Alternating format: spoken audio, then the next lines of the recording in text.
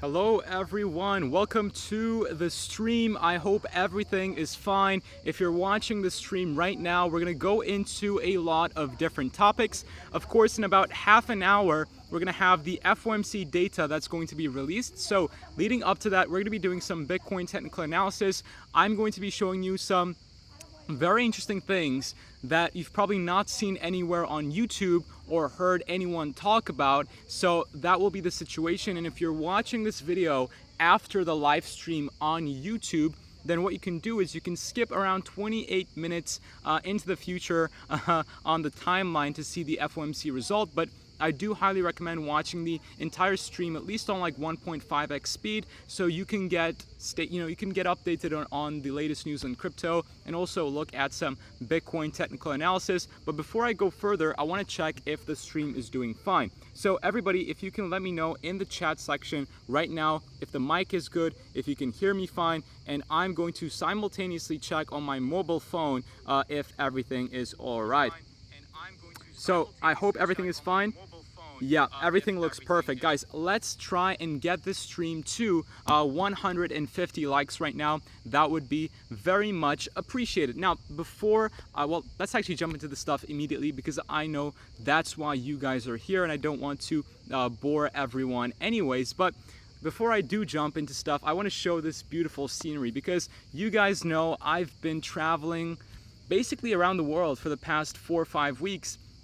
We started off from going from Dubai, and then we went to the US. We stopped by in New York. New York is very nice, by the way. It's not like the entire, how mainstream media puts New York. It's not that glamorous. I mean, the thing about New York is it's been like that for the past 100 years. So if someone went to New York in the 60s or the 50s, they would be so amazed because there was no skyscrapers anywhere else in the world in that time. So that's why it would be very impressive for them. However, right now, I think that glam has come down a little. It's still an awesome vibe. Vegas, of course, I didn't do much in Vegas. It was hot, but at least there was no humid like Dubai. And then Los Angeles was beautiful. So then we came back to Dubai for a couple of days, and now I was in Istanbul, but now I'm in Bodrum. So I want to show you guys this awesome view. I mean, it's just marvelous. It's spectacular. I mean, look at the sunset. The sun did set already, actually. So maybe if I can go higher. It's pretty cool. I mean, I was pretty bored of, like, you know, what do you call it, city life, and it's nice that I've settled kind of here. But anyways, I've talked a lot of irrelevant stuff. I'm gonna check the comments in just a second, but let's not keep the things going so much off topic and jump into stuff, into the Bitcoin charts. Oops, I am sharing too much. I should not be streaming this data. Oh, sorry. Sorry for that. I hope no one's going to stream snipe me anymore. I don't think you could. I don't think I did share that much, but if anything happens to the stream, then oh well. So let's have a look at Bitcoin, right? Let's have a look at Bitcoin. That is what's important. Again, let me know in the comments. From last time, I have a lot of, what do you call it, PTSD, because last time the microphone wasn't working or something, and it kind of got ruined. I did share that much, but if anything happens to the stream... Yeah, okay, so it's fine. I checked the audio. Again, mic is good. Everything is good. Perfect, guys. I will check the comments in just a second upon your requests, and of course, throughout the stream, do let me know on altcoins that you want me to analyze, stuff in particular that you would like to get my view on, so I will talk about that for sure. But until the next like 24 minutes, I believe we have until the data comes out, I want to look at Bitcoin, right? So Bitcoin is pretty interesting. It's pretty much the same analysis. I mean, 2 days ago, we basically came down perfectly to the downwards, the initial downwards target that we were talking about for Bitcoin for at least 2 weeks now. And you know, for the past 2 weeks, we've exactly been predicting that we are going to see a drop and that this move over here was a fake out. So we have been talking about this. It's nothing new. It was expected on my side. And of course, you guys have been watching the video, so you've been expecting it too. So first thing is first, I'd like to congratulate everybody that was in a short position, because if you did take a swing short, right, then you would be in profits already. Now, I did talk about in the previous videos that the initial target for this move towards the downside would actually be I did talk about would actually be this level right here. So it would be this level. So let me show you right there. So $28,787 or the $28,800 range. That's the level that I've been mentioning to you ever since the past couple, at least like a week or two now. So if we jump into actually let's go into the daily time frame. That's where we can see the exact candle. We can see that Bitcoin did come down to this 28,800 level almost perfectly. We saw this wick come down to 28,866, and we are trading pretty close to it anyways at the moment. So we are pretty close to it. And in the last T video, I mentioned that it is, I think I mentioned this, I said it is possible that we can see a small V-shaped recovery, or we can at least consolidate and then move down towards the next target, which would be at around the, look, if I say here, right, if Bitcoin were to come down to this level in the next 3 days, right, if we saw a massive crash towards the downside in the next 3 days, then the target would be $27,100. However, if this crash lasted, let's say, another week or two, then this target moves up to around $27,400. You can even say like $27,600. So that is why I've been saying $27,700. But if this crash comes much more quickly than anticipated, then of course the target drops to around $27,000. Now you'd be asking this question, why are you saying $27,700? Why $27,000? Well, the reason for this is pretty simple. And it's simple because if we switch to the weekly time frame, right, this is where this target comes from. On the weekly time frame, we're actually in an uptrend. So Bitcoin is in an uptrend, which is pretty bullish, right? Uptrend on the weekly chart is nice. And yes, price may have corrected a little bit, but we're still in this uptrend. This is because on Bitcoin's weekly history, we've been creating higher lows and also higher highs, as you can see right over there. This is causing the uptrend. And very thankfully, right, Bitcoin came to around $31,800, and this was an enough price target to create a higher high on the weekly. So we're still finding our higher low. We still haven't created our higher low. We have created our higher high, but now it's turned to, we have to create a higher low.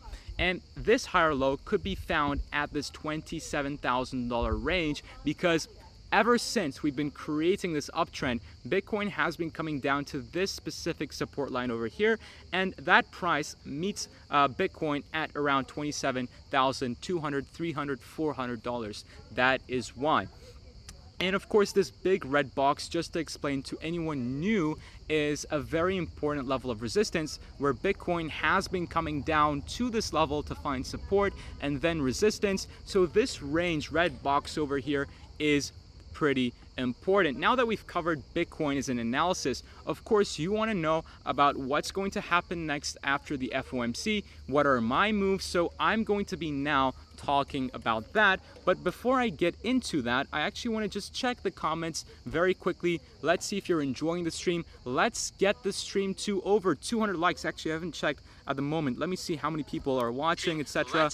Wow, we have 448 people watching. We're at 126 likes. So let's get this stream to 200 likes if possible. That would be amazing. So you guys want me to look at XRP. Greetings from Belgium. Greetings, man. Nice to see you. Perfect. So just let me know after the FOMC results, we'll have like a half an hour gap anyways. And during this half an hour period, I will be looking through the altcoins that you guys want me to look at. So let me get a sip of water very quickly. There we go. And I know some of you want to go and watch Carl's stream also, but don't do that, right? Do not go to Carl's stream, because what we're going to do is, I'm not sure if Carl started his stream yet. Let me check that very quickly. I did tell Carl that I'm going to stream snipe his stream after the FOMC results come out. So guys, don't go anywhere. Don't go to Carl's stream. We will stream snipe Carl. It will be kind of a funny surprise, so do stay tuned for that. Okay, so we've talked about Bitcoin so far. We've talked about what we're going to do on the stream. Now, the important stuff, right? What is going to happen? What am I going to do? What is the predicted interest rate result going to be in like 19 minutes? And how will this impact Bitcoin's price? So these are the important key topics that I'm going to now cover in the next 10 to 15 minutes. So let's start off with the first thing, right? Let's start off with the first thing. What am I doing, right? So this is important. I have a rule. If you guys are a long-term subscriber on the channel, you will know this already. I do not like to trade the day before, on the day, and day after major news events such as the FOMC, because Bitcoin is unfortunately not as mature as an asset as the traditional stock market. See, the traditional stock market is much more predictable. Like, for example, if the interest rates increase, or for example, if inflation increases, right, it's most likely that stocks will see a little bit of a retracement. That's the logical explanation, right? And traditional markets do that. However, if I look at Bitcoin and inflation rate began to increase, sometimes you see this massive volatility and Bitcoin just does something completely different. So that's why I like to observe on news events. And I'm not a day trader personally, I'm more of a swing trader anyways, which is actually a more profitable strategy. And not financial advice, but I would look into swing trading if you are currently day trading, because I did day trade, and swing trading is much more, it's much less time consuming, it's much less stressful, and it's actually proven to be much more profitable. So that's what's important. So now that I've told you what I'm going to do, the next thing that I'm going to show you is what is the predicted interest rate going to be and how that's going to, in my opinion, affect Bitcoin. So let's go ahead and go to the predicted interest rate. Well, it's predicted that the interest rate will actually be 96.5% according to the CME FedWatch tool, 96.5% chance that we're going to see a 25 basis point increase. We're currently at 5.25%. Most likely it's going to go up to 5.5%. Now, there are pretty serious repercussions of an interest rate increase, and I will get into the details of that. However, it is super important, so do make sure to stay tuned the entire stream long, because I'm going to give you key information other than just the FOMC and price results during the stream. So that's why it's super important that you watch until the end. But time for another quick sip of water. There we go. Okay, so 96.5% chance that we're going to see a 25 basis point hike. However, there's also a 3.5% chance that we see a 50 basis point hike. Now, that would be very bad, right? But, right, this could actually have a pretty positive impact for Bitcoin. So let me explain this to you very quickly by switching to my face. See, this is the situation. Banks are at a critical point. The balance sheets of banks are in massive negatives. And you may ask why.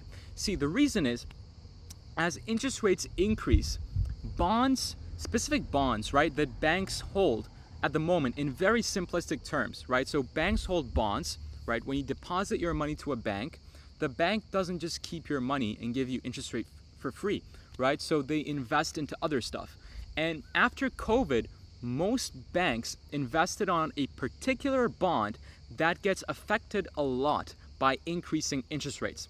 Okay, so as the interest rates increase, in very simplistic terms, these bonds lose significant amount of value. Okay, and because we've been seeing a massive interest rate increase over the past couple of FOMCs, we've seen banks such as SVB, we've seen banks such as First Republic Bank, etc. collapse or get, we've seen also many other banks go into financial trouble. That is why increasing interest rates are not good for banks. They make them go into massive negatives. And I actually saw a piece of data that I couldn't find anymore. Again, I tried to search it so much, but I couldn't find it. Basically, banks are in many X's more in the negative compared to the 2008 recession, which is absolutely mind-boggling. And if we have a look at the interest rate data very quickly, we can see that this is the federal funds rate. Let's go to 25 years, right? We can see in the 2008 recession period, we were actually at very similar interest rates. And from what I can see, I think we're just a little bit lower. And if we do see this 25 basis point increase, then I do believe we'll be at exactly the same level as 2008, which is super concerning. And if you guys are unaware, which is normal, you could be unaware of the situation that happened in 2008, there was a massive economic collapse all around the world. So, you know, this recession talks has kind of faded away in the past couple of weeks, I would say, but it is still something very possible. Now, let's switch into how this will actually impact Bitcoin. And by the way, there's around 13 more minutes left until the FOMC. So again, stay tuned in the stream for the FOMC. How is this going to affect Bitcoin? Well, this point is very important because Bitcoin was created after the 2008 recession as a solution so that an economic collapse like that would never ever happen again. That is why Bitcoin was created, and this leads to banks, this leads to borrowing money, and you know how money has an infinite amount of supply and that the government can just keep on printing and then inflation increases and they try to combat it, etc. Bitcoin was created to solve exactly this problem, right? So it's an asset that cannot be printed more, etc. It's a store of wealth. So that's why Bitcoin was created. It was created after the 2008 recession. Now, if we look at Bitcoin's history, Bitcoin never experienced, a recession like that in its history. Well, it did experience COVID, and if we have a look at COVID data in just a second, Bitcoin did see a massive, quick push towards the downside. So Bitcoin did dump on the COVID recession. However, what we have seen in Bitcoin's history are bank collapses, which just happened like a couple of months ago. So we saw that when SVB collapsed, when First Republic Bank collapsed, Bitcoin saw a massive increase towards the upside. Therefore, if interest rates are increased and banks get into trouble, then this could impact Bitcoin's price very positively. And by very positively, I mean next bull market. However, if interest rates are dropped, I believe it will also be impacting Bitcoin positively, but not a next bull market type level. It will just pump it up a little bit. That's what I'm thinking. That's the difference. So I'm going to repeat it once again. If interest rates are increased in the macro, in the long term, we can see, right, once banks get into trouble, we can see a massive push towards the upside, right? In the short term, immediate short term may cause a small dip, but in the long term, it will cause a massive push towards the upside, leading to a next bull market. Of course, accompanied along the halving, etc. BlackRock, this is all bullish, so it will take it to the next bull market. However, if the interest rates are decreased, I think it will, in the short term, cause a little bit of a pump, but in the long term, it's unclear, right? This is what I'm thinking on how it's going to affect Bitcoin's price. Now, jumping back into the charts, I'm going to give you key levels, right? Key levels that we must watch out. So I gave you what I thought will happen. Now I'll give you the exact targets I believe Bitcoin can push to. However, before I do that, I will check the comments once again to see if everything is fine, if the live stream is doing okay, if the mic is fine. So do let me know right now in the chat if everything is working so I can have a look. If the live stream is doing okay. So I think the live is doing well, right? But the thing that is concerning is that we are only at 230 likes, guys, and that is not nice. So if you are enjoying the live stream so far, please, let's push the live stream to 300 likes. That would be very much appreciated. And although I do not like to trade these news events, if you do, then what you can do is you can check the pinned comment to actually trade Bitcoin on either Bitflex or Bybit. You can decide on that. But let me get a quick sip of water and let me share you my exact levels of resistance and support. So let's drink some water. There we go. Perfect. Beautiful.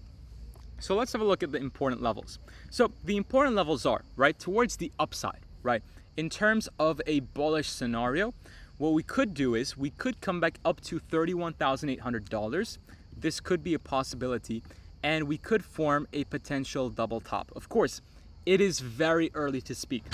In fact, it is super early to speak on this. However, it is a possibility if we do see a bullish momentum towards the upside. I believe this is possible, right? So an upwards level of resistance is initially on the weekly time frame $31,000, and then it's going to be followed by the prior swing high at $31,800, right? And then if we manage to break out of that, then, ladies and gentlemen, is the very crucial scenario, right? The very, very important scenario. If we do manage to break out from this $31,800 level, the prior swing high, this would mean that we're going to have a confirmed breakout of this massive ascending triangle that we have been forming on the weekly time frame. So once we break out, the target of this ascending triangle is actually $40,700 US, and this target coincides with prior support on Bitcoin's history as well. Therefore, it's actually a very important level. So in terms of a trade, if you guys wanted to trade this, I'm not going to open this trade now. I'm going to open this trade closer to the breakout. This would be a massive trade. And in fact, you wouldn't even need to use leverage on this trade. Because let's say you longed, right? Once we had a confirmation, like this the point of where we open this trade will most likely differ. I'm just saying, right? For example, we longed at $31,850. Our take profit was over here. And our stop loss, right? Because this is a swing trade, we can be a bit more generous with our stop loss. Let's say we put it at $29,650. This would give us a 27.7% trade unleveraged, which is incredible, right? So this will be an incredible trade. Of course, I'm not going to take that trade that I'm showing you. That's just an example. I will take a trade similar to that, but I will be sharing that later on. So again, turn on the notification bell if you haven't already to not miss that massive opportunity, right? So that is what I will say, but I will be drinking some more aqua right now. Okay, perfect. So that would be our bullish scenario. However, guys, that is the bullish scenario. Remember, there's always a bearish scenario, right? There's always a bearish scenario. Now, if we do not retrace up to this level and actually do end up dumping down to the $27,700 level and begin breaking below this point, then guys, things get very bad. In fact, on my collaboration with Carl on his channel, I believe 2 days ago now, right, he was talking about a potential tilted head and shoulders pattern. This is not a normal head and shoulders pattern. He said that this is a tilted head and shoulders pattern.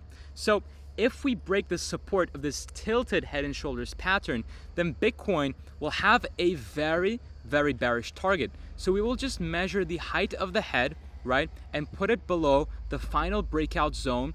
And unfortunately, guys, this will give us a bearish target of around $19,000. Do I think this will happen? No. I do not think Bitcoin will reach $19,000 again. It very much could, but given the current statistics, given the current information that we know about BlackRock, about the halving, I don't think Bitcoin will come down to that level again. So I think this scenario is unlikely. If we did break that level of support, I do believe we could come back down to possibly the $26,000. Well, that is the support. Then maybe $25,300 is possible. But anything below, right, is just catastrophic anyways, and we wouldn't be wanting that. So this is what I'm being careful of. Also, what you could do is you could actually long, right? You could actually long the support right over here at like 27,700. So if you are more of a daredevil, what you could do is you could long exactly from the support and put your take profit at $40,700, I believe that was. And that's going to give you 47% instead of, I believe it was 27%. So you can be even more of a daredevil, right? That is also possible. That is also a possibility. However, guys, time has flown because the FOMC data will be released in just 4 minutes, right? 4 minutes. So in order to prepare for this, what I'm going to do is I'm going to now switch to a smaller time frame. So in fact, let's go into the 1 hourly time frame. God, I have not been on the 1 hourly time frame for a very, very long time. Now, immediately on the 1 hourly time frame, we are forming a bearish continuation pattern. This is a bear flag, but hold on, right? Hold on a second. These patterns, you know, you could also call it kind of an ascending wedge, but I would call it a bear flag, right? Because I can just redraw it a little differently and it becomes a bear flag. This is my tip, right? these patterns do not play out as it should do on news events. Okay? This is from my experience, not financial advice. From my experience on events like this, we just have a massive candle, right, with a huge wick, and these patterns never play as expected. So, from my experience, I'm just giving you a suggestion, not financial advice. I wouldn't trade this event because it gets very volatile. It gets very volatile and people do get wrecked. Okay? This is my situation. Give it a day, let the markets cool off, and then decide the trade you want to take. This is just from my own personal experience. Okay? So there's 3 more minutes until the data is released. I'm going to tease, right? I'm going to show you a quick teaser of the stuff that I'm going to talk about in that half an hour gap after the interest rate is actually released. So the first thing that I'm going to talk about is this, right? Because this is not crypto, but I find it very interesting indeed. And it's a hearing about non-human biological pilots found from crashed UFOs in the US. This is unbelievable. I found this crazy. So I will talk about this later on, but stay tuned after the data is actually released.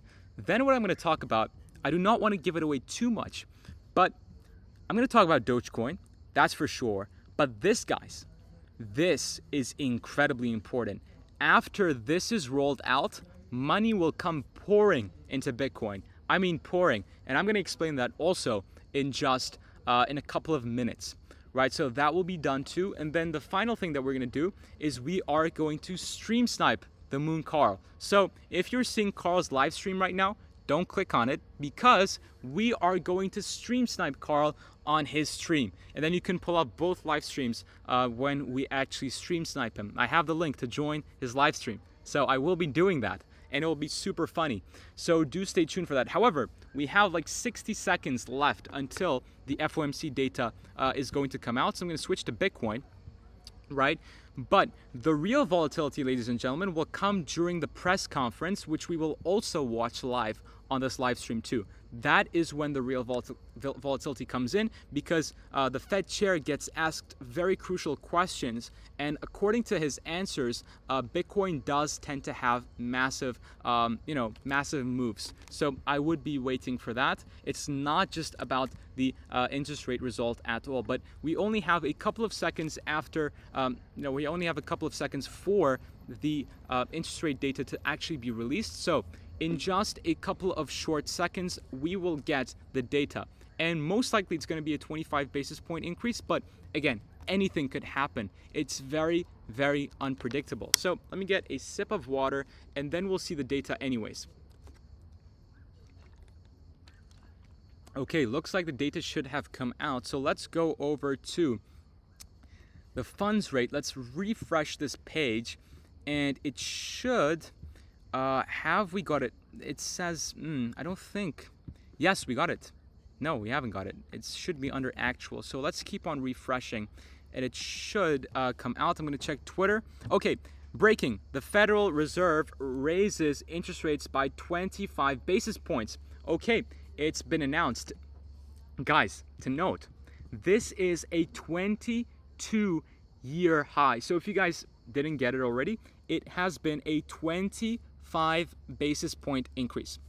I'm going to repeat it again. 25 basis point increase, meaning that the current interest rate is sitting at, it's currently sitting at basically 5.5%. But what I'm going to do is I'm just going to go to the Telegram in case some of you haven't joined from the Telegram channel. I'm going to just quickly send out a message for people to join because this is crazy. It is a 22-year high. That is phenomenal. It is phenomenal, right? It's very phenomenal. And it's not good whatsoever for banks. Banks, look, in the next couple of days, you're going to start hearing news that banks are starting to get in financial trouble. They're having difficulties. These news will come in the next couple of days, and then you'll be like, damn, Crypto Kid predicted it. So just watch out for that. And I know the lighting is very bad because it has become night. So I do apologize for that in advance. But as I said, Bitcoin is having a candle with a relatively, it's not that big actually. As I said, the real volatility will come in in the next half an hour. This is when we're going to have the press conference. And during the press conference, this is when the real massive volatility kicks in. So stay tuned for the next half an hour, or actually 28 minutes. That is when the real stuff is going to come around. And between this period, I'm going to be talking about some very interesting things, but let me just quickly check, right? Let me just quickly check the stream, how it's doing. I'm going to be talking about some very... So guys, we're at 472 people. Thank you guys so much. You have been smashing up that like button. Let's continue to do that. That is very much appreciated. So I'm going to just quickly check Carl's stream. Let's see what Carl is doing. Carl has started his stream. In the past, we're gonna stream side him later on. Don't worry about that at the moment. But let's jump into the topics that I want to get into. Okay, so this is something that I'm very passionate about. You probably saw my rant about WorldCoin. If you haven't, go to Carl's channel and click his rant. Right, the video has my face on it, the thumbnail. That was a pretty passionate rant, right? And why am I mentioning this? I'm mentioning this because FedNow links to that same controlling agenda created by AI, created by WorldCoin. And I'm going to get to that in just a second, but I do need a sip of water. And I know talking at 1,000,000 miles an hour, right? It can dry up your mouth. So let's drink some water here. There we go. Problem is I'm running out of water, and I'm probably going to do this live stream for a lot longer. So that's the problem, but that's okay. That's okay. We're used to it. So let's talk about FedNow. So I know some people are unaware of FedNow, right? You're probably unaware of it. You may be very much aware of it, but the thing that I'm going to mention, you probably not thought of before or heard from any other crypto influencer out there yet. So the FedNow system is basically a CBDC system. It's a system where all money, at least in the United States for now, right, is converted into digital cash, right? So no longer in the United States are you going to be able to have hard cash. Once FedNow is introduced, you will not be able to carry cash. Cash will have the same value as toilet paper.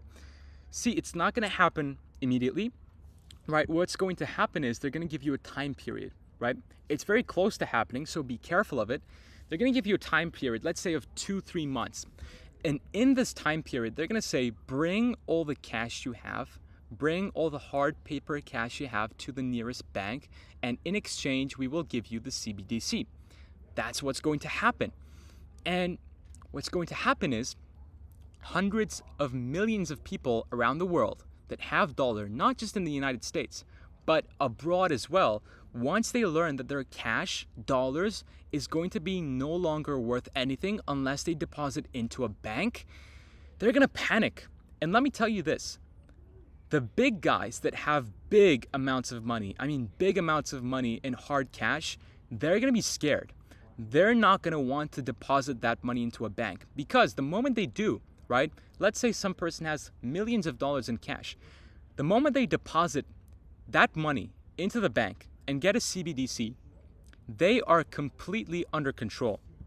Meaning, if the government doesn't want that person to transact, or they have a political view, like a certain political view, because of their political view, they will not be allowed to transact anymore. This same example did happen in a country, by the way, which I don't want to mention right now, but it did happen.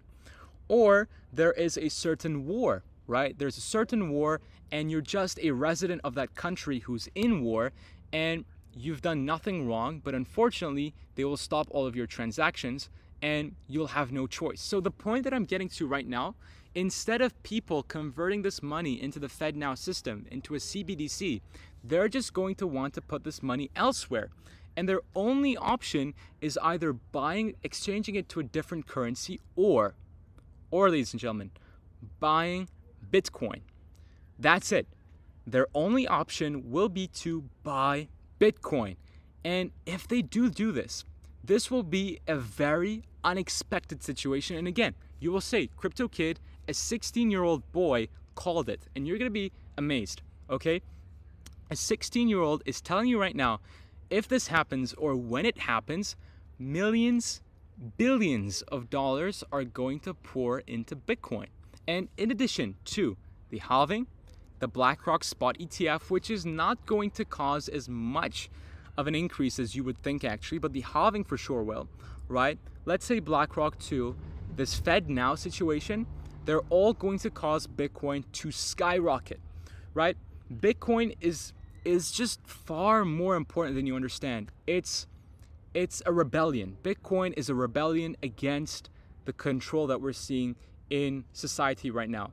This includes WorldCoin, this includes AI, this includes the monetary system. We're just under one mass control. And the reason why they do not like Bitcoin is because you actually escape. You escape this control and you get your own freedom, which is something they do not want you to have.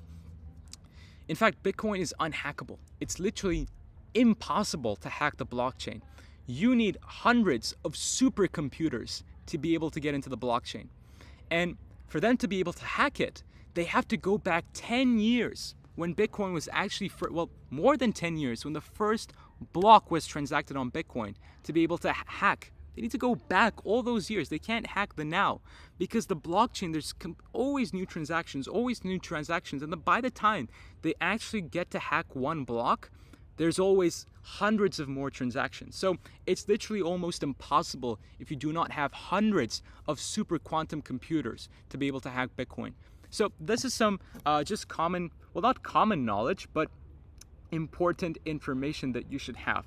Now, there's about 22 minutes until the press conference, and let's quickly have a look at Bitcoin. Bitcoin hasn't done much. In fact, it's almost done nothing compared to the previous candle. And I told you, the real volatility will come in like 22 minutes. So stay tuned for that.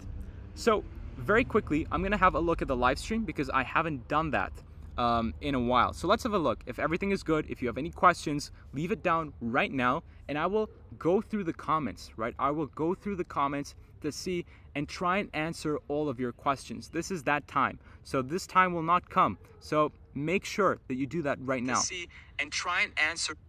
Let's have a look. I know I should turn on my flashlight. I am 16 years old, guys. I am not lying. I know it's a bit unbelievable, but you know, I have a very open mind. I've learned a lot. I've studied a lot, and not just school. I've studied the world. You know, I have good mentors. I'll just say that. You guys have not many questions. Okay, so what I'm gonna do is someone suggested turn on your iPhone's flash. Oh, now it looks like a Halloween. It looks like it's gonna be inconvenient for me, so I'm not gonna do this. I'm sorry. It's not gonna happen. Maybe I can turn it down a little bit and do this. But this is scary. Is this not scary? I mean, I would be scared of this. You know what? I don't know. Maybe I'll turn on the flash later on, or I'll just hold it like this. But it'll get tiresome. So I'll get tiresome. So let's not do that. But let's move on because we want to move on. I don't want to keep you guys bored because I have you for another 20 minutes right before I go into complete silence, and we can actually raid Carl's stream in 20 minutes. So stay tuned for that. And in this, oh look, Carl's texting me when I'm gonna join. I'm gonna tell him I'll join in 20 minutes when the live FOMC conference starts. So he's texting me at the moment. So I'm gonna join in 20 minutes. So it's gonna be super funny. Stay tuned. We're gonna stream snipe Carl. It's gonna be so fun. And you can have both streams up at that point. So the next thing that I want to talk about, right? We talked about FedNow. We talked about the FedNow situation, which is super interesting, right? It's super, super interesting. Now I want to talk about Dogecoin, okay? And by the way, guys, if you go to this tweet right now, if you go to @CryptoKidCom, search CryptoKid on Twitter right this instant, and you go to this tweet and you quote retweet this tweet, I will like everybody, right, who quote retweets this tweet. Oh, it's a bit confusing. Let me explain it to you better. If you go to this tweet right over here, it's my latest tweet on Twitter. Go to @CryptoKidCom on Twitter. If you quote retweet it, I will like the quoted retweet. Okay, I'll give it a like. So let's try and get this the likes on this a little bit more higher, and let's try and get the stream to higher numbers because it deserves it. It really does. I think this is probably one of my best streams. I will say that. So let's go to Dogecoin. Now, what's the situation with Dogecoin, right? What is the situation? Look, this is my thoughts. Dogecoin will have an, okay, this is the time where I can put the flashlight on. Dogecoin will have an increase, right? It will increase dramatically in price. Inevitably. This is my personal opinion. Why? Look, if you have a look at X.com, right? What is X.com? Yes, now it's Twitter. But when Elon Musk initially, actually, let's go to that tweet. I want to go to that specific tweet because I did share the exact thing that I want to talk about. So this is what I mean. X.com. When Elon Musk first introduced X.com, this was the home screen. So this was X.com's home screen, okay? And if you have a read through it, it's basically discussing features of what a crypto wallet has, right? It says opening an account takes less than 2 minutes, same as a crypto wallet. Basically no fees, no minimums, no obligations. It's basically a crypto wallet, guys, but it's with fiat. And when I looked at this, I saw this literally on Instagram 2 days ago. I was mind blown. Look at this. Apparently, basically, right? God, I just realized I didn't actually share the proper thing. So Americans cannot transfer money between each other or something like that with their bank accounts. If you're American, do correct me on this in the comments, but I saw something like this, right? And it's pretty mind-blowing. So that's why I realized PayPal and Bitcoin are very popular in the US, because people actually in the US cannot do bank transfers very easily, which is so mind-blowing, right? So let's get back to this point. So X.com was initially created by Elon Musk to be a financial services app of that similar to a crypto wallet, right? Now, given Elon's history with Dogecoin and the original use case of X.com, I don't see any reason why Dogecoin's blockchain will not get integrated on Twitter. Because if you have a look at what Elon wants to do with Twitter, he's basically trying to make WeChat. WeChat is a very popular service used in Asia. It's like an everything app. And he wants to make Twitter an everything app that includes payment solutions. And if we have a look at, this just happened I think it was like 2 days ago, he changed his location to Dogecoin or something like that. Let's have a look at it. Look, he put the Doge symbol right there. So anyways, the point in short, right? The point in short, I think Dogecoin will do very well in the long term. So I always buy up Dogecoin no matter what. I think Doge will do very well. This is my personal train of thought, right? So that's what I wanted to touch on about Dogecoin. So I would personally DCA into Dogecoin.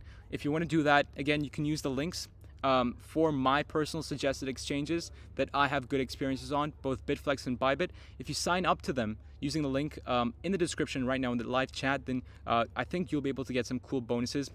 For Bybit, yes. For Bitflex, you'll be able to participate in future giveaways that we hold if you sign up using that link. It's very cool. We're going to do some pretty big giveaways very, very soon. But of course, guys, remember, after you purchase these tokens, do not keep them on an exchange. No matter how trustworthy they may be, always take them off. Because if you keep them on the exchange, they don't belong to you, right? Even Binance, I remember like a couple of months ago, they halted all withdrawals for like 5-6 hours, right? And imagine if you had millions and millions of dollars on that exchange and you're not going to be able to access it for 5-6 hours. You're going to be panicking. So always put it to a hardware wallet. Okay, that's very, very important, and only risk money that you want to trade on exchanges. That's what I would say. So now that we've discussed this, let's go ahead and discuss the other topics. We have still 15 more minutes left until the press conference starts. Yes, it's going to start in like 15 minutes. So we still have 15 minutes. So let's go to my profile. Right, let's go to my profile, and I want to go ahead and like all of your quote retweets. So let's go have like here. And in fact, what I'm going to do is I'm going to follow every single one of you that has quote retweeted it. So there you go, follow. Perfect, nice. Thank you guys. I really do appreciate that. So let's go back to my profile. Right, let's go to my profile. Surprisingly enough, most of you thought that we would dump after the interest rate, and did we dump? Wow, okay, Bitcoin went to like 29,400 while we were away. But again, the real volatility will come in like 14 minutes, so stay tuned for that. So let's have a look at my previous tweets. What else did I say? Okay, look, people are always on the hunt for the next big thing, right? people are always on the hunt for the next big thing. Bitcoin was the next big thing. I was talking about biotech and quantum computing. So these will be the next two big things, and there's around 9 more minutes until the FOMC press conference. Okay, there's still 9 more minutes, and up to that point, I want to talk about a couple of other stuff. So the other stuff that I want to talk about is, well, that's actually pretty much it, right? That's actually pretty much it in terms of the stuff that I want to talk about. And let's have a look back into Bitcoin's price, because Bitcoin, right? Bitcoin's not doing that much right now. We're at $29,344. It's not doing that much, but again, in the next 8 minutes, once the live press conference starts, and we're gonna be watching it here also on the stream. Actually, you know what we'll do? We'll actually jump into Carl's stream maybe, and then we watch it from there. So maybe we go ahead and do that, but I'll think about that just, you know, right now for the next 8 minutes. I'll give it a thought. Maybe we can jump into Carl's stream instead of continuing here, but I'll still be here for another 8 minutes for sure, so do not go anywhere. Okay, so what I want to do is I've talked about pretty much everything, right? Everything that I wanted to cover, I covered so far. This aliens, yes, we haven't talked about aliens. Okay, let's do aliens, because this alien thing, it's a madness. So if you guys remember, aliens were a big topic. UFOs were a very big topic, and it kind of got silenced, right? It kind of got silenced. It was pushed off the mainstream news. At one point, it was trending everywhere on the news, and then it kind of got silenced. People weren't talking enough about it. Okay, but now, guys, there is a hearing about UFOs in the US, which is pretty crazy in my opinion. It is definitely very, very crazy. And I think it's like, you know, this is the type of stuff that they hide, right? They don't tell the public about. And for the first time ever, they're actually covering it on live television. And within this video, right over here, I actually watched it before the live stream. They say, like, the guy actually says that there is non-human beings that have piloted the UFOs and that they've actually found, which is incredible because they have admitted that aliens are real. They have finally admitted it. And that, to me, is definitely mind-blowing. Mind-blowing. Which is incredible because they've never done that before. It's very mind-blowing. And, you know, what's going to happen? You know, are these aliens going to show up to our door? And I have no clue. It's going to be pretty interesting. I still don't get how they're just only in the US and not anywhere else in the world. This I will never understand. It's like they only see the US from outer space. There's a lot of memes on that. But anyways, this is just something super interesting that I wanted to share with you guys while we had this, you know, small half an hour break between the actual FOMC result and the press conference itself. But I think the views dropped after, yeah, we're back at like 264, we're back at like 2064 views. If we can get the views back, that will be very, very nice. We were at like 500 views before. Break between the actual FOMC. We were at like 500 views before, which was, you know, it would have been ideal. But anyways, if you can, you know, let's retweet the stream, and it would be awesome if we can get this live stream back to where it was, because this is the time. In like 6 minutes, we're gonna have the press conference itself. So once that starts, that's when the real volatility is going to kick into Bitcoin, and I really do not want you guys to miss that. I want to keep you guys updated throughout the entire thing, because really it's super important, and Bitcoin will move a lot during this press conference. So in the immediate short term, right, looking at the Bitcoin chart on the 1 hourly, as I said, I think, right, a V-shaped recovery is possible if the Fed chair, right, says some pretty bullish stuff about inflation, if he says some pretty bullish stuff about future interest rates, etc. It's possible that we see a small V-shaped recovery. I think it's possible. However, if he says stuff that is bearish, right, of course we can't predict what he's going to say. That's impossible. But if he does say stuff that is very bearish, then I do believe Bitcoin can dip back to this $28,800 level. I think it's very much possible that Bitcoin does do that if the Fed chair doesn't say some great things. It's possible. I think that could happen. So that is something that I will mention. But as I said, I'm not trading this. I don't trade major news events such as the FOMC results, such as the FOMC press conference itself, because it causes a lot of volatility on Bitcoin compared to actual traditional markets. That's what I will say. So in the next 6 minutes, right, I believe the live will start very shortly and I don't want to download any videos. Let's see. I think the live should be already preset. Yes, so let's have this ready. It hasn't started yet. I'm sure it hasn't. Yeah, it's not started yet, but once it does start, we will be jumping into this stream, or we're going to stream snipe Carl. So let me have a look at Carl's stream very quickly, because I'm interested how Carl is doing at the moment.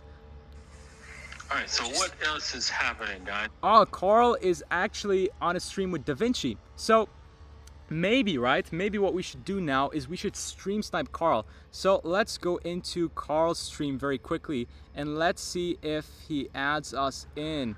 So let me find the actual link to his stream. Guys, this is going to be super funny, right? Because Bitcoin isn't doing much and we have some free time. So let's stream snipe Carl. I'm going to show it to you right now, so don't go anywhere. It's going to be super, super funny. So let's go to StreamYard and let's see. Okay. Let's see if they accept us in. This is going to be funny because Da Vinci's in also. And trust me, whenever Da Vinci is in a video or he's with you, he always keeps people entertained. He's an awesome guy, super cool guy. Okay, so let's enter the stream. Okay, we're in his stream. We're in his stream. Later on, oh well, stuff happens. Let's see, hold on. Yay! Hey, guys, we're stream sniping Carl. Oh wait, let me see if the link is exposed. No, the link is not exposed, so I can show you. Look, guys, we're stream sniping Carl at the moment. We're on Carl's stream, and Da Vinci is also there. So guys, say hi to my stream. You're live. Hey, hi, how you doing, guys? So, what did you think about the FOMC meeting? Man, honestly, I predicted that, you know, we were just talking about this on the stream. I don't think that Bitcoin was going to move much on the actual result itself, but the conference is going to start in 2 minutes, and that's where usually most of the volatility kicks in anyway. So I think the next half an hour or 45 minutes is going to be very important. Yeah, well, we saw that there was very little movement, but there was a little bit of volatility on the minute chart, but that's about it. Yeah, I know there's not much volume at the moment, which is unfortunate, but looking at Bitcoin's history with the FOMC conference, it tends to move more after the conference itself and during the conference compared to the actual data. So I do think Bitcoin will have a pretty big move, I think, in the conference itself, hopefully. Let's see. Cool, awesome. Let's see what happens. Where's Carl, by the way? Oh, Carl went driving. He went driving, what's it called, simulator. No, he ditched his own live stream? What? You're joking, no way. Wow. And he left you there also, Da Vinci. That's crazy. Wow, that's crazy. That's next level. That's unbelievable. Oh boy. Crazy, man. Oh, damn. Here's somebody leaving a comment. It's heartwarming to see fellow crypto YouTubers enjoying the moment. They're people at the end of the day making big money, face green, smile. There we go. Oh, nice that's one. so cool. And bro, Da Vinci, by the way, are you coming to Bodrum? You need to come, man. Carl's convinced. You're the only one that's not convinced. I'm not 100%, but I might. Bro, come on, you have to. But then again, I actually, you know what? I might not be able to because I'm recently I just had some problems in Chile, and I might have to fly out there next week. So No. I know. Party pooper. Da Vinci's a party pooper. He's not coming. I don't even want to go to Chile. I don't want to go to Chile right now. Bro. I'm happy here. Yeah. Because it's going to be a long flight to Chile, right? Long flight. Yeah, exactly. That too. Guys, I think the press conference. Okay. Maybe we should jump into that. Okay, so volatility coming. Let's see if I can show the price. Well, it won't come in until after the press conference. Or during it also, right? It's most likely we're gonna. Guys, I'm gonna dip because I need to stream the press conference on my stream. But it was nice seeing you. Okay. All right. All right. See you guys. Good seeing you, Crypto Kid. Nice to see you guys, Mr. M. See you. Bye. Good job, man. Take care. Bye bye. See you soon. Cheers, bro. It's causing, and we remain strongly committed to bringing inflation back down to our 2% goal. Price stability is the responsibility of the Federal Reserve. Without price stability, the economy doesn't work for anyone. In particular, without price stability, we will not achieve a sustained period of strong labor market conditions that benefit all. Since early last year, the FOMC has significantly tightened the stance of monetary policy.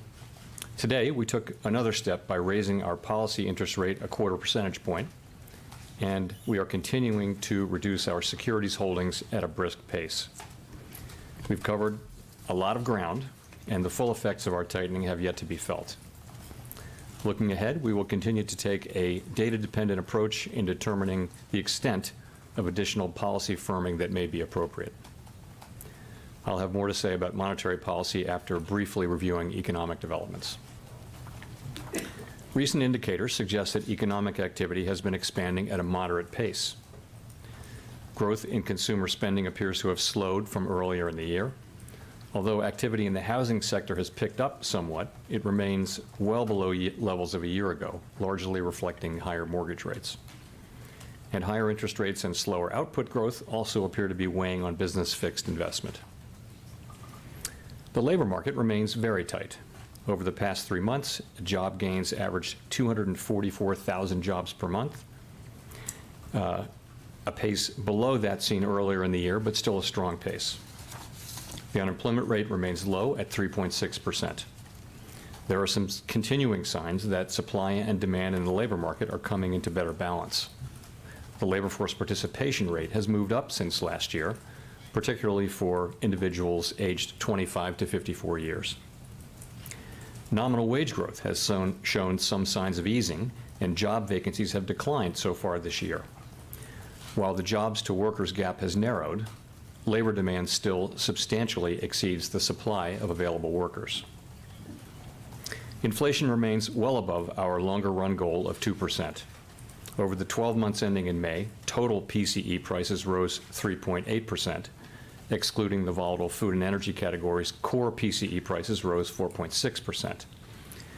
In June, the 12-month change in the Consumer Price Index, or CPI, came in at 3.0%, and the change in the core CPI was 4.8%. Inflation has moderated somewhat since the middle of last year. Nonetheless, the process of getting inflation back down to 2% has a long way to go. Despite elevated inflation, longer-term inflation expectations appear to remain well anchored, as reflected in a broad range of surveys of households, businesses, and forecasters, as well as measures from financial markets. The Fed's monetary policy actions are guided by our mandate to promote maximum employment and stable prices for the American people. My colleagues and I are acutely aware that high inflation imposes significant hardship as it erodes purchasing power, especially for those least able to meet the higher cost of essentials like food, housing, and transportation. We're highly attentive to the risks that high inflation poses to both sides of our mandate, and we are strongly committed to returning to inflation to our 2% objective. At today's meeting, the committee raised the target range for the federal funds rate by a 1/4 percentage point, bringing the target range to 5.25% to 5.5%. We are also continuing the process of significantly reducing our securities holdings. With today's action, we've raised our policy rate by 5.25 percentage points since early last year. We have been seeing the effects of our policy tightening on demand in the most interest rate sensitive sectors of the economy, particularly housing and investment. It will take time, however, for the full effects of our ongoing monetary restraint to be realized, especially on inflation. In addition, the economy is facing headwinds from tighter credit conditions for households and businesses, which are likely to weigh on economic activity, hiring, and inflation.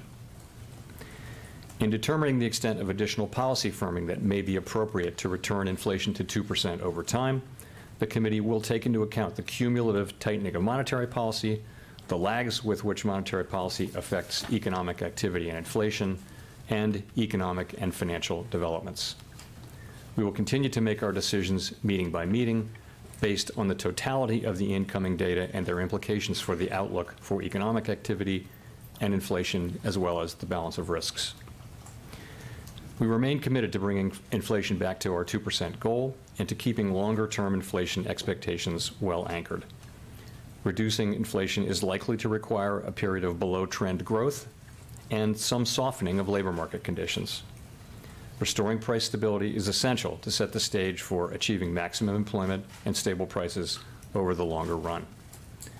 To conclude, we understand that our actions affect communities, families, and businesses across the country. Everything we do is in service to our public mission. We at the Fed will do everything we can to achieve our maximum employment and price stability goals. Thank you, and I look forward to your questions. Steve. Mr. Chairman, thank you. You have, I think, a couple times in your opening remarks This is where the vote talked is. about this This language in is determining the by the way. extent of additional policy firm that may be appropriate.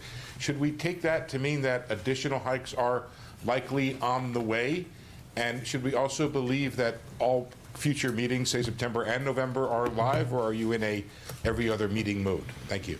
So we haven't made a decision to go to every other meeting. It's not something we've looked at. We're going to be going meeting by meeting, and as we go into each meeting, we're going to be asking ourselves the same question. So we haven't made any decisions about any future meetings, including the pace at which we'd consider hiking. But we're going to be assessing the need for further tightening that may be appropriate. You read the language, to return inflation to 2% over time.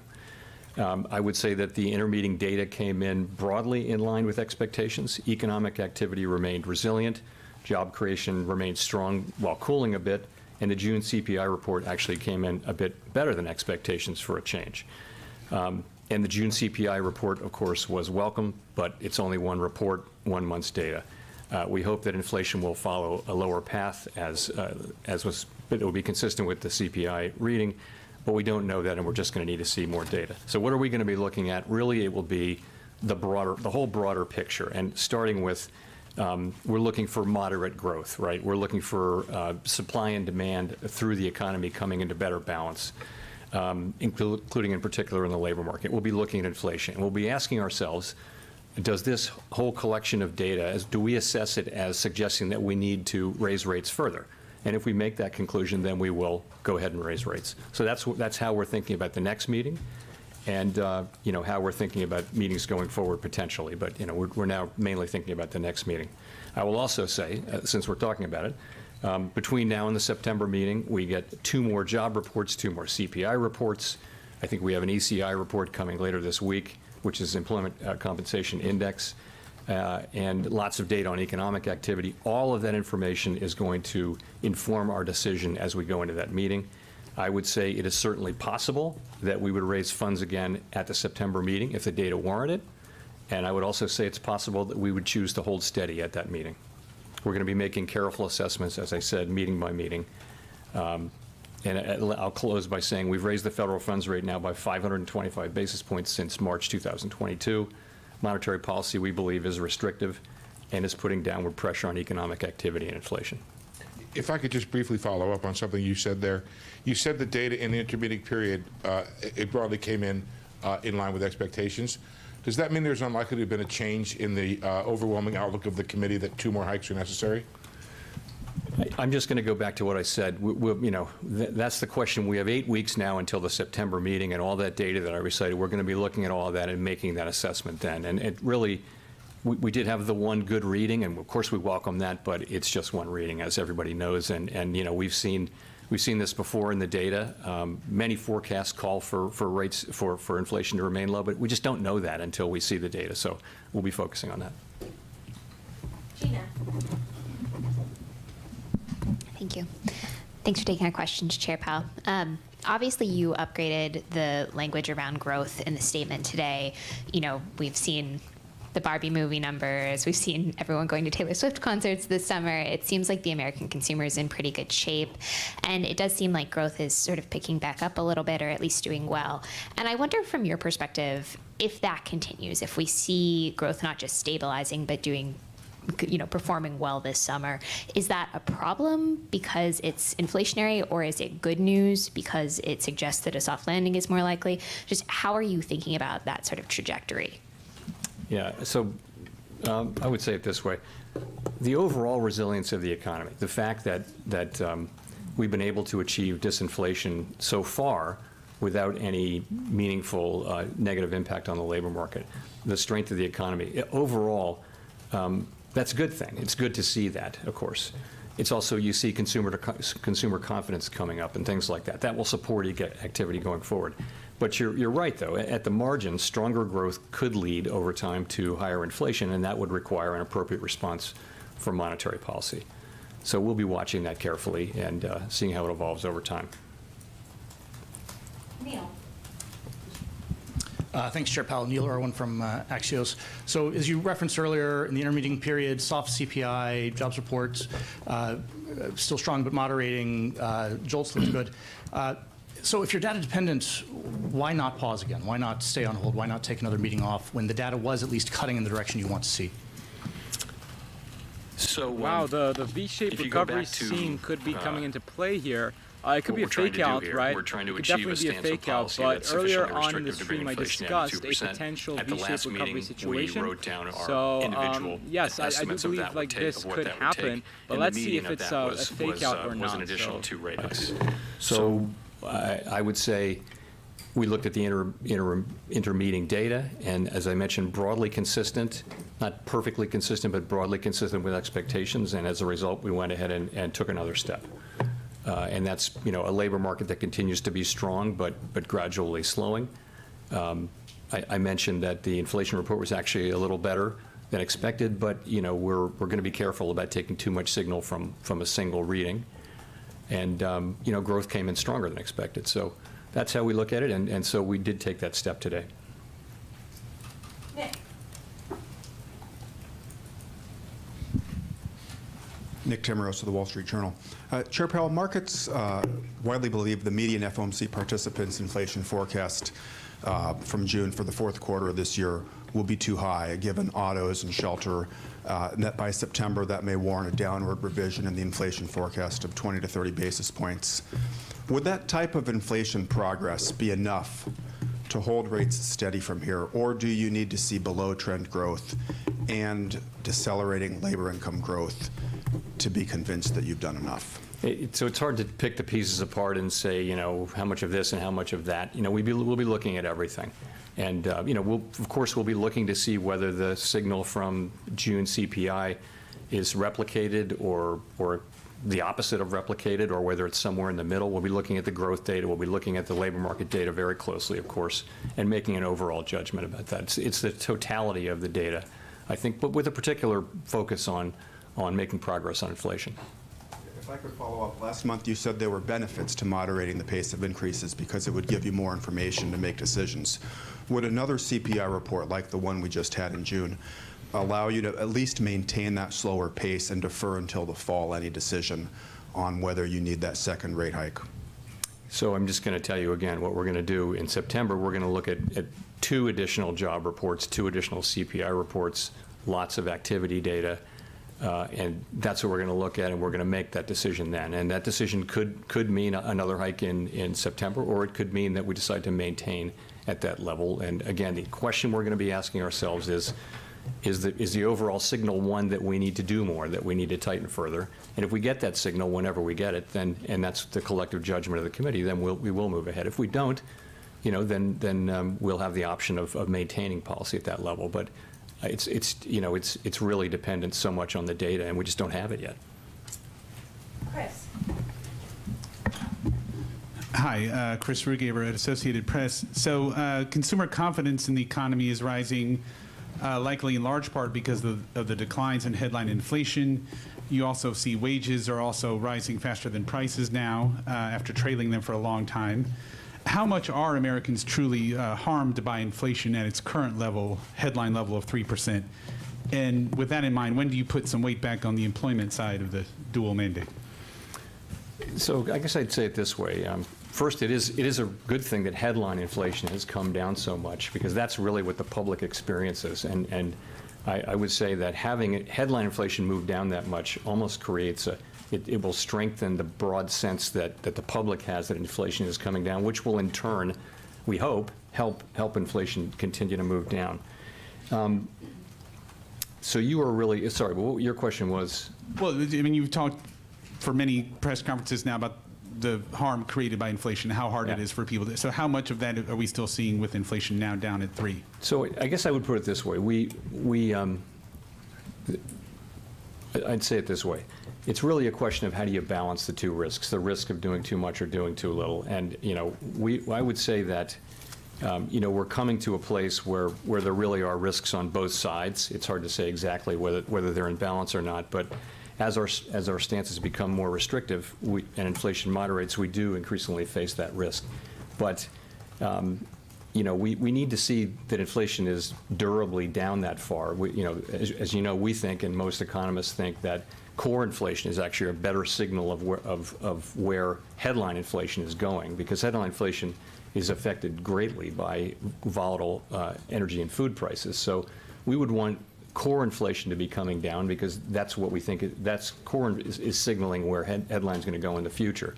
And core inflation is still pretty elevated. There's reason to think it can come down now, but it's still quite elevated. And so we think we need to stay on task, and we think we're going to need to certainly hold policy at a restricted levels for some time, and we need to be prepared to raise further if we think that's appropriate.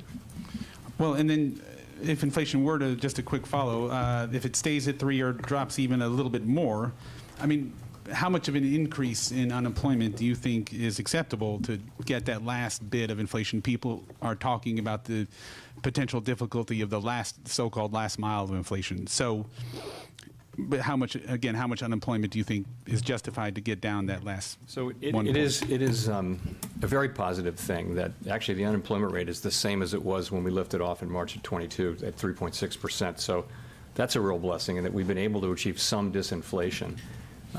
And we don't seek to, it's not that we're aiming to raise unemployment, but I would just say the historical record, we have to be honest about the historical record, which does suggest that when central banks go in and slow the economy to bring down inflation, to be some softening in labor market conditions. And so that is still the likely outcome here. And we hope that that's as little as possible. We have to be honest that is the likely outcome. The worst outcome for everyone, of course, would be not to deal with inflation now, not get it done. Whatever the short-term social costs of getting inflation under control, the longer-term social costs of failing to do so are greater, and that the historical record is very, very clear on that. If you go through a period where inflation expectations are not anchored, inflation is volatile, it interferes with people's lives and with economic activity, and that's the thing we really need to avoid and will avoid. Go to Michael McKee. At this point, you say the policy is restrictive, but all year long we have seen growth surprise to the upside, unemployment to the downside, and inflation lately to the downside. So I'm wondering, by definition, should you be restrictive enough right now under these conditions? Do you think you might need to do more? Because I'm curious about what you see as inflation dynamics now. Is the economy still moving in a direction where it creates more inflation? People talk about base effects and higher energy costs, and now we have some large labor settlements. Or is the economy disinflating, and you're able to go back to the old Fed policy of opportunistic disinflation? So I'll just say, again, the broader picture of what we want to see is we want to see easing of supply constraints and normalization of pandemic-related distortions to demand and supply. We want to see economic growth running at moderate or modest levels to help ease inflationary pressures. We want to see continued restoration of supply and demand balance, particularly in the labor market, and all of that should lead to declining inflationary pressures. Now, what we see is those pieces of the puzzle coming together, and we're seeing evidence of those things now. But I would say that what our eyes are telling us is that policy has not been restrictive enough for long enough to have its full desired effects. I was checking some of your comments, by the way. I was checking through the screen. I wasn't watching. I wasn't playing games earlier. I was checking through the comments, and yeah, it's we think the process, a bit of a yada yada. But if you're new to the FOMC deal, it's very important to watch the entire stream, because last time I ended the stream because there was like 5 more minutes left, and I was so tired. And within that final 5 minutes, rate hike was appropriate, and I think we're going to be literally, looking he said something, and Bitcoin went crazy. So that's why It's the always next meeting important to about, watch well, is the until the incoming end of the data stream. telling us that we need to That's do why more? I'll And be if it streaming does it tell until us the that, end. But collectively, as I if that's said, our view, then we it's will do either more. that we have a V-shaped recovery or it's a fake out. And right now it looks like it's a fake out. As I said, if you're new to the Thank stream, you. Colby I'm Smith not with the Financial streaming. I'm Times. actually not If trading September is in news fact events such as a this, live like meeting, how big does that news events such square as the with the FOMC. need So for a more I'm just going to be gradual observing, tightening pace let the that market you cool spoke off of last tomorrow, and month then I'm going to look at in potential explaining the trade rationale for opportunities like I holding, discussed in the funds rate beginning of the steady stream at anyways. the But June meeting. let's switch back to the more stream gradual itself, pace the FOMC doesn't stream. So go immediately let me to mute every other myself meeting. and It could be unmute the 2 out of 3 FOMC meetings, right? live. Could be. It It just means if you're slowing down. The point really was to slow down the decision cycle as we get closer and closer to, we think, our destination. And I wouldn't want to go automatically to every other meeting because I just don't think that's, I think it's not an environment where we want to provide a lot of forward guidance. There's a lot of uncertainty out there. We just want to keep moving at what we think is the right pace. And I do think it makes all the sense in the world to slow down as we now make these finally judged decisions. And so that's what we did. And so I think it's possible, I mentioned before, it's possible that we would move at consecutive meetings. We're not taking that off the table, or we might not. It's really going to depend on what the data tell us. That's the best we can do. So we shouldn't assume that every other meeting is the lowest tightening frequency, let's say. It could be, longer intervals in between as well. I think we're going to, look, I think we're going to make a decision about the next meeting, and then we're going to make a decision. I think it'll sort itself out. Thanks. Howard Schneider with Reuters. Among your colleagues, there have been people who've said they feel that very little transmission has taken place so far from monetary policy into the economy, and there are those who feel, they say, it's happened very fast this time and it's kind of up to date. Where are you on that continuum? So there's a long-running debate about the lags between changes in financial conditions and the response to those changes from economic activity and inflation, right? So we know that in the modern era, financial conditions move in anticipation of our decisions, and that has clearly been the case in this cycle. So in a sense, the clock starts earlier than it used to, but that doesn't necessarily change the process from that point on, and it's not clear that it has. We also, I'll tell you what we know and then what we don't know. We know that financial conditions affect economic activity and inflation with a lag that can be long and variable, or lags, plural, that can be long and variable.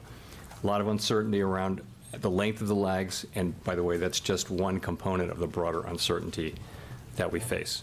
So I'll tell you how I think about this. The first thing to say is we're determined to bring inflation down to 2% over time, and we will use our tools to do that. No one should doubt that.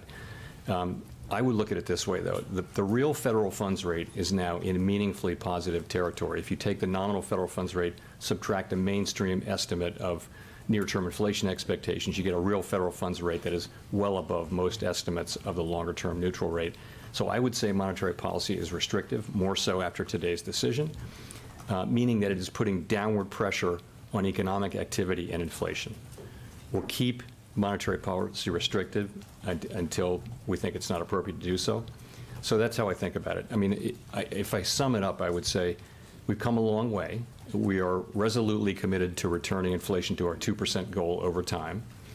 Inflation has proved, repeatedly, has proved stronger than we and other forecasters have expected. And at some point that may change.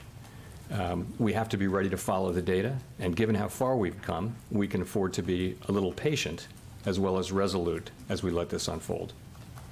On the credit side, I'm wondering if you saw anything in the latest SLOOS data that made you think you're getting a quantum of credit contraction beyond what you'd expect. The bank lending data really is, the growth rates edging down towards and below, heading below zero, which is usually a recession indicator.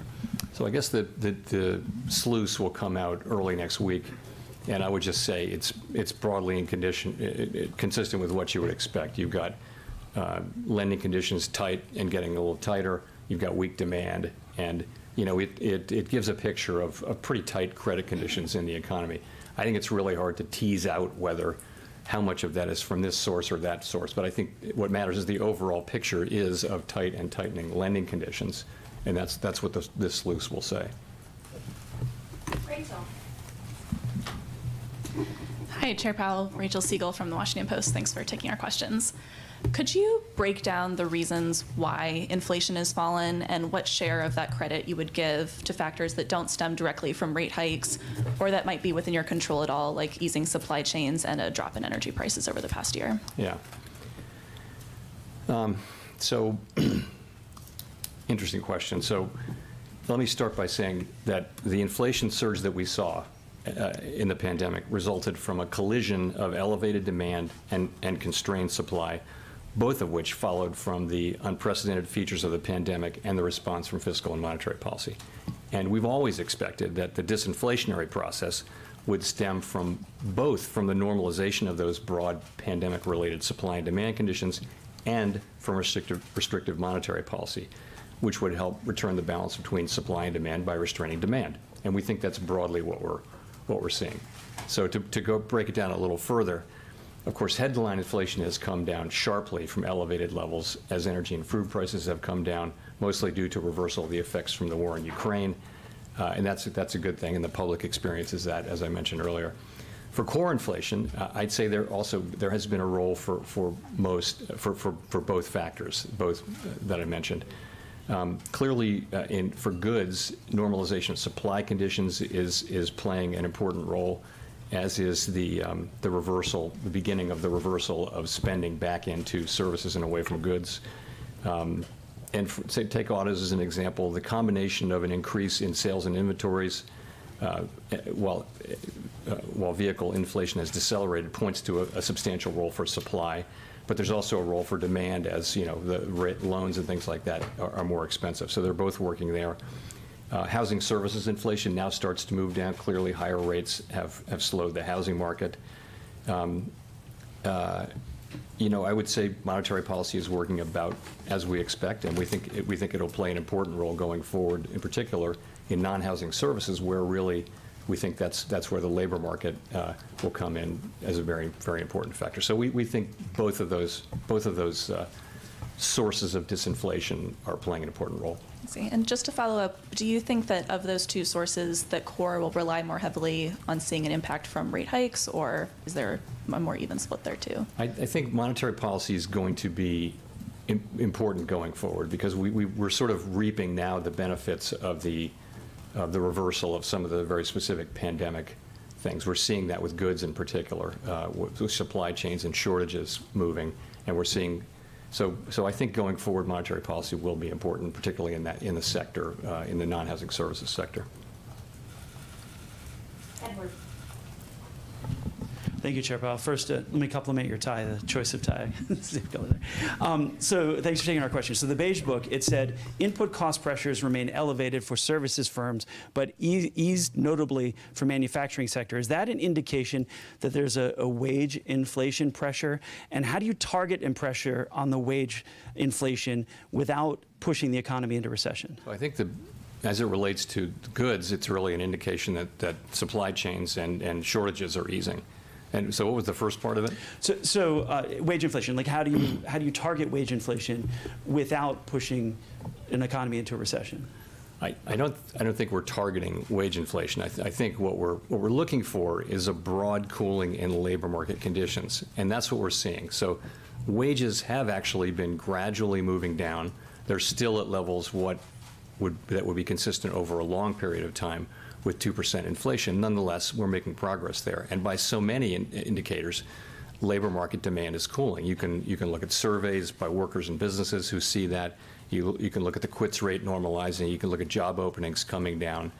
You can look at just job creation in the establishment survey has, it's still at a high level, but it was at really an extraordinarily high level for most of the last 2 years. So you see cooling, particularly in private sector in the last in the last report. So I think we see that, and it's happening at a gradual pace. So that's actually not a bad thing in a sense, because if what we see is a labor market, very strong demand for labor, which is really the engine of the economy, people are getting where we want to get. But still we see a push to raise minimum wage. We're seeing a lot of unions go on strike or threaten strike. And the common thing is they come out with agreements like big pay increases, like UPS, and we have the auto workers coming up. Are you concerned then about a trend of series of big unions, these contract pushing wage inflation then? Not for us to comment on contract negotiations, not our job, not our role. We monitor these things and we'll keep an eye on them, but really that's something that's handled at that level. And not, Victoria. Hi, Victoria Guido with Politico.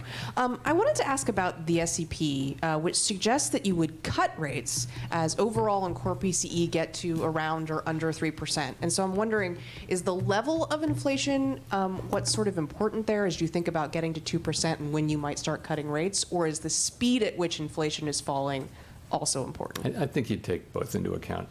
I think you'd take everything into account when you start cutting rates. It would depend on a wide range of things. And when people are writing down rate cuts next year, it just is a sense that inflation is coming down and we're comfortable that it's coming down and it's time to start cutting rates. I think, but I mean, there's a lot of uncertainty between what happens, in the next meeting cycle, let alone the next year, let alone the year after that. So it's hard to say exactly what happens there, what's motivating people. So if it's sort of stubbornly in maybe the high twos, you wouldn't necessarily cut rates. I'm not saying that at all. I'm not giving you any numerical guidance around that. I'm saying we'd be comfortable cutting rates when we're comfortable cutting rates, and that won't be this year, I don't think. It would be, many people wrote down rate cuts for next year. I think the median was several for next year, and that's just going to be a judgment that we have to make then, a full year from now, and it'll be about how confident we are that inflation is in fact coming down to our 2% goal. See, earlier on in the stream, I don't know if, because my stream cut of Wi-Fi issues, I really don't know if the beginning of the stream recorded, or if it will be available after I end the stream on YouTube. But what I discussed is, what they're saying is, most likely interest rates will not be reduced this year, if I understood correctly. And as I said, if interest rates continues to increase, then banks will get into more trouble, and in the long term, Bitcoin will increase because of this. However, in the short term, of course, it's going to cause a small reversal, right? But in the long term, if interest rates continue to increase, then more banks will be in trouble, causing Bitcoin to see an increase in price. But let's switch back to the live conference. Without the kind of really significant downturn that results in high levels of job losses that we've seen in some past instances, many past instances of tightening that look like ours. That's been my view. That's still my view. And I think that's sort of consistent with what I see today. So, but it's a long way from assured, and we have a lot left to go to see that happen. So the staff now has a noticeable slowdown in growth starting later this year in the forecast. But given the resilience of the economy recently, they are no longer forecasting a recession. I just want to note that that our staff produces its own forecast, which is independent of the forecast that we, as FOMC participants, produce. Having an independent staff forecast, as well as the individual participant forecast, is really a strength of our process. There's just a lot of, I think, constructive diversity of opinion that helps us make, informs our deliberations, helps us make, I hope, better decisions. And is the reason for optimism that inflation has come down and you still have a strong labor market? I mean, does that add to the optimism? I wouldn't use the term optimism about this yet. I would say, though, that there's a pathway, and yes, that's a good way to think about it. We've seen so far the beginnings of disinflation without any real costs in the labor market, and that's a really good thing. I would just also say the historical records suggest that there's very likely to be some softening in labor market conditions. And consistent with having a soft landing, you would have some softening in labor market conditions, and that's still likely as we go forward with this process. But it's a good thing to date that we haven't really seen that. We've seen softening through not through unemployment, not through higher unemployment. We've seen softening through job openings coming down part of the way back to more normal levels. The quits rate, so people are not quitting as much. We've seen participation, people coming in, and so labor supply has improved, which has lowered the temperature in the labor market, which was quite overheated, going back a year or so. So we're seeing that kind of cooling, and that's very healthy, and we hope it continues. Jeff. Thank you, Mr. Chairman. Jeff Cox from CNBC.com. You and other Fed officials in the past have said don't need to keep hiking until inflation hits 2%, that as long as you see continued progress. So I'm wondering, how close do you need to get with the inflation numbers coming down? How many months of data do you need to see that will give you sufficient confidence? And how far does this fight need to go before you're willing to kind of declare victory on it? So the idea that we would keep hiking until inflation gets to 2%, it would be a prescription of going way past the target. That's clearly not the appropriate way to think about it. So. In effect, if you look at our forecasts, the median participant, and again, these are forecasting out years, so take them with a grain of salt, but people are cutting rates next year because the federal funds rate is at a restrictive level now. So if we see inflation coming down credibly, sustainably, then we don't need to be at a restrictive level anymore. We can move back to a neutral level, and then below a neutral level at a certain point. I think we of course would be very careful about that. We'd really want to be sure that inflation is coming down in a sustainable level. And it's hard to make, I'm not going to try to make a numerical assessment of when and where that would be, but that's the way I would think about it, is you'd stop raising long before you got to 2% inflation, and you'd start cutting before you got to 2% inflation too, because we don't see ourselves getting to 2% inflation until, all the way back to 2 until 2025 or so. Jennifer. Thank you, Chair Powell. Jennifer Schonberger with Yahoo Finance. It's been over 4 months since a handful of regional banks, including Silicon Valley Bank, failed. When you look at credit conditions now, given Bank of California's acquisition of PacWest, does this acquisition suggest the full impact has not been felt, or are you comfortable saying that we've seen most of the ripple effects that may have occurred at this point? And how does this play into your outlook for policy? So I don't want to comment on any particular merger proposal, but I will say things have settled down for sure out there. Deposit flows have stabilized, capital and liquidity remain strong, aggregate bank lending was stable quarter over quarter and is up significantly year over year. Banking sector profits generally are coming in strong this quarter, and overall the banking system remains strong and resilient. Of course, we're still watching the situation carefully and monitoring conditions in the banking sector. In terms of the actual effect on, if you think of a particular set of banks that were affected because of their size and business model and things like that, that were more affected by the turmoil in March than others, it's very hard, as I mentioned, it's very hard to sort of tease out the effects on this very large economy of ours from them tightening. They may be tightening a little bit more, probably are, than other banks. The SLOOS has been telling us for more than a year that banking conditions are tightening. That process is ongoing, and that will restrain economic growth. So I think we have to take a step back from. I can't separate those anymore. I think basically we're just looking at the overall picture, which is one of tightening credit conditions, and that's going to restrain economic activity. It is a restraining economic activity. So that's how I would look at it. And how is that informing your outlook for setting policy? So I think that is an expected result of tightening interest rate policy, is that bank credit conditions, bank lending conditions would tighten as well.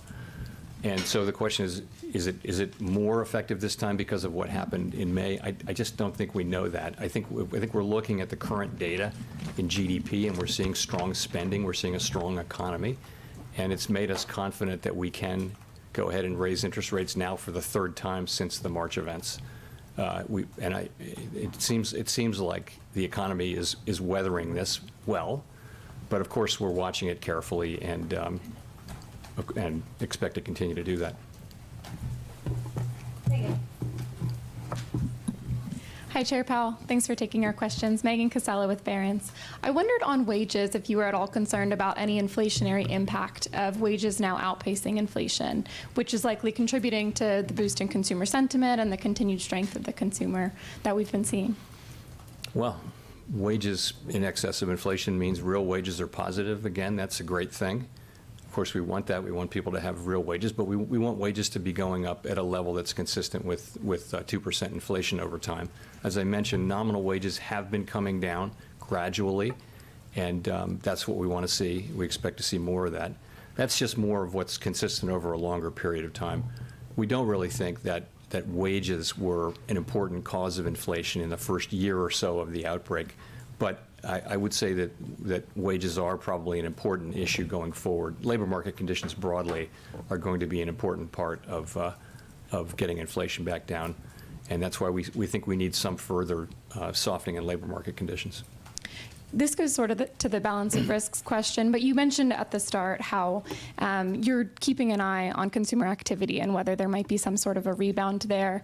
And I'm curious what the Fed's explanation would be to families if further interest rate hikes start to hit the labor market, start to drive that sentiment back down. What's the message there of why you continue to keep rates elevated or to raise them? Well, we have a job assigned to us by Congress to get inflation under control, and we think the single most important thing we can do to benefit those very families, especially families at the lower end of the income spectrum, is to get inflation sustainably under control and restore price stability.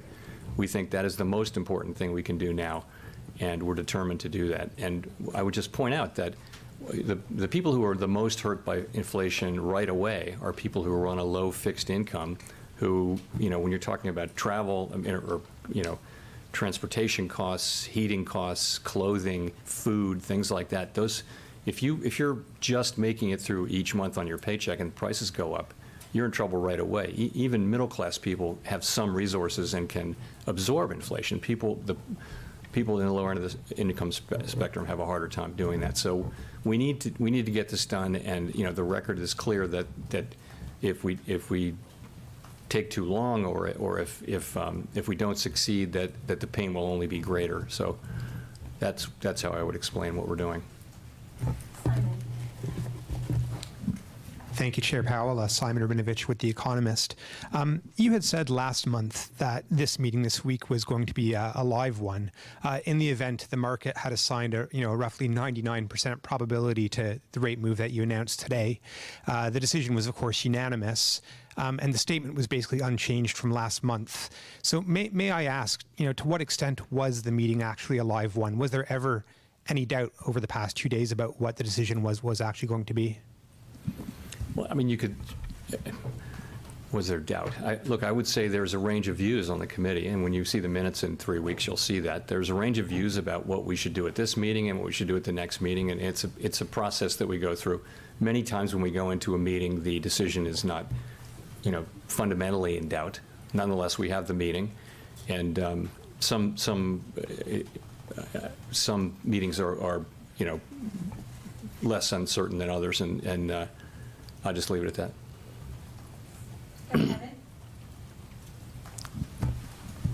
Evan Reiser, Market News International. Thank you, Chair Powell. Financial conditions have been loosening at a fairly steady clip in recent weeks, the dollar, the stock market, et cetera. What does that mean for the Fed in being sure that inflation will come down to target? So we monitor, of course, financial conditions, broad financial conditions. You're right, it's the dollar and equities, and we're of course very focused on rates and our own policy. We're going to use our policy tools to working through financial conditions to get inflation under control.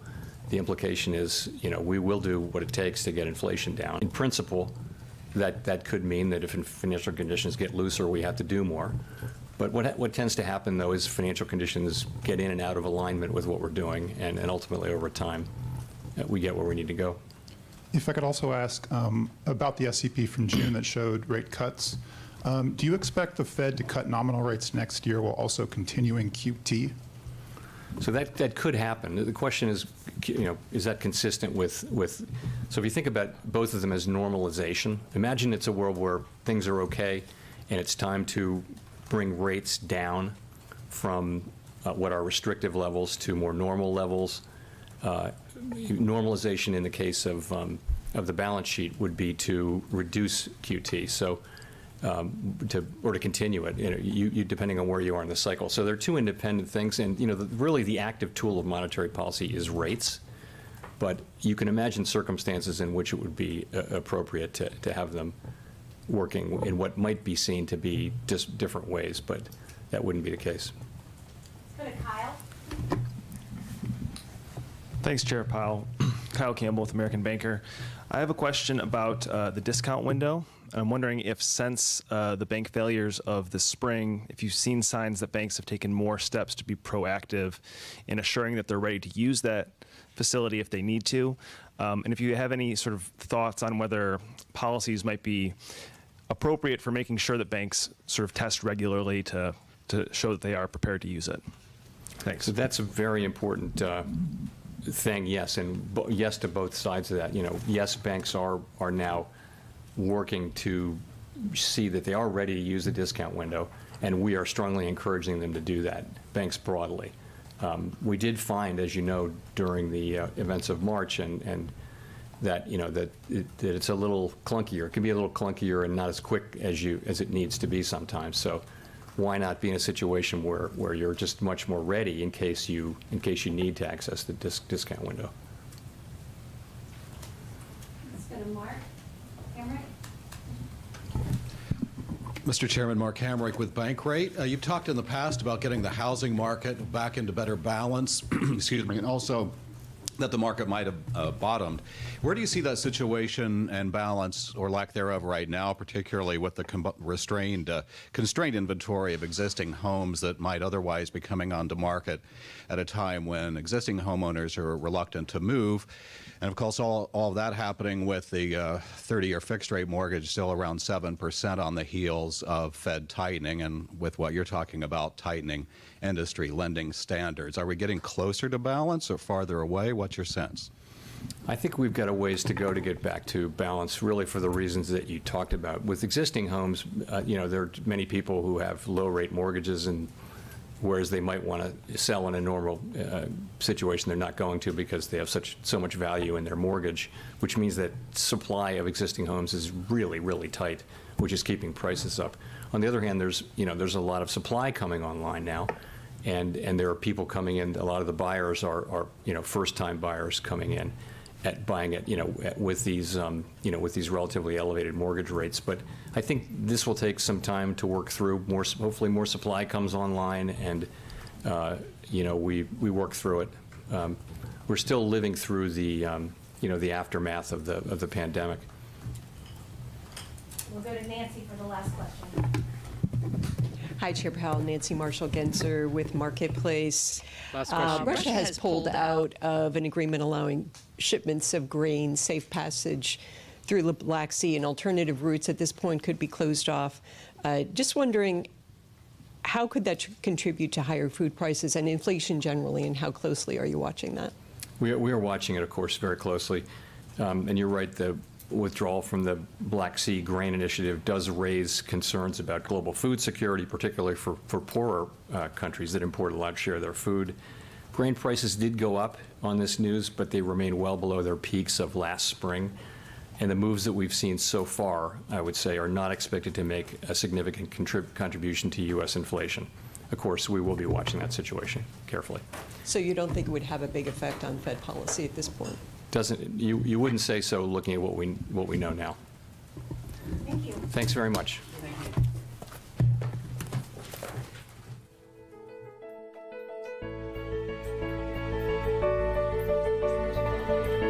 Okay, guys, that is it. And I'll be honest with you, that was probably the most boring FOMC event I've ever watched. I mean, Bitcoin didn't do much, unfortunately, and that's unfortunate. And what I'm also very upset about is that my stream got cut halfway. That sounded British, halfway. It got cut halfway, and I don't think the beginning of the stream got recorded. So that was the best part. I think, up to that point, I think it was my best live stream ever, because I think I dropped some very cool information. I mean, we talked about aliens, we talked about FedNow, we talked about a bunch of stuff, and I don't think it's saved. So if you watched the entire stream, I guess that was like a private stream for you guys. But that's pretty much it for the stream. I think this is the first time I actually did an FOMC from start to finish. It's been like 2 hours now I've been streaming for, and I'm super tired. So thank you guys so much for watching. Again, it's a pleasure doing this for you. I hope you have a good night, good day, wherever you are, whenever you are, like Da Vinci says. But guys, thank you so much for watching. Take care, everyone, and I hope to see you guys very soon on a video. So guys, thank you so much for watching. Take care, and I'll see you guys in the next broadcast, hopefully very soon. So guys, once again, thank you so much for watching. Make sure to leave a like before jumping off. Guys, I'll see you all very soon on the next video. Thank you so much. This number one, no. Peace.